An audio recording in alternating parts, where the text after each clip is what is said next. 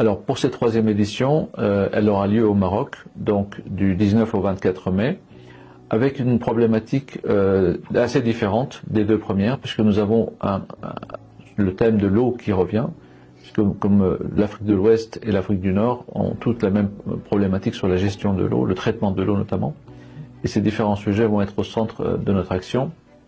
En dehors de ce sujet, il y a bien évidemment toujours la sécurité alimentaire, l'indépendance alimentaire qui sont très présentes, et nous allons avec nos partenaires travailler sur ces différents sujets. Le troisième sommet au Maroc, avec la participation de la Turquie et de l'Afrique de l'Ouest, va être l'occasion de développer des partenariats tripartites, ce qui est assez nouveau justement, c'est la nouveauté de la troisième édition.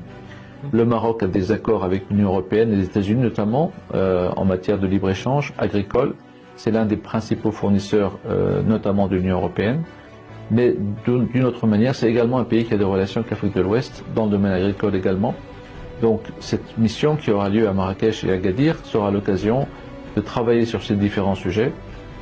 Autre fait important, c'est que le Maroc souffre de sécheresse depuis maintenant 7 ans et on a vu dans notre déplacement sur le terrain que nous avons réalisé en préalable de la mission qu'il y a vraiment une très forte demande en matière de technologie de traitement de l'eau, d'assainissement, mais également de systèmes d'arrosage et d'irrigation qui sont très importants aujourd'hui pour une agriculture durable. Et c'est le thème justement, l'agriculture durable et traitement de l'eau qui vont être au centre de cette mission. Autre fait important également sur cette mission, c'est que dans notre visite préalable au Maroc, nous avons visité Marrakech, Agadir, mais également Rabat.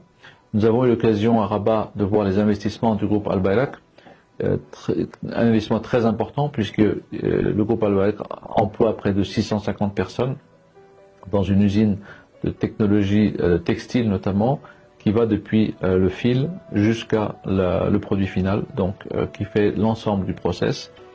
Et on a vu vraiment que c'était un investissement très intéressant. En dehors de ça, bien évidemment, BIM est une success story au Maroc, avec près de 800 magasins. Nous avons rencontré l'équipe de direction. Ce groupe ouvre une centaine de magasins chaque année et est en train de développer dans le domaine de l'agroalimentaire un réseau très intéressant.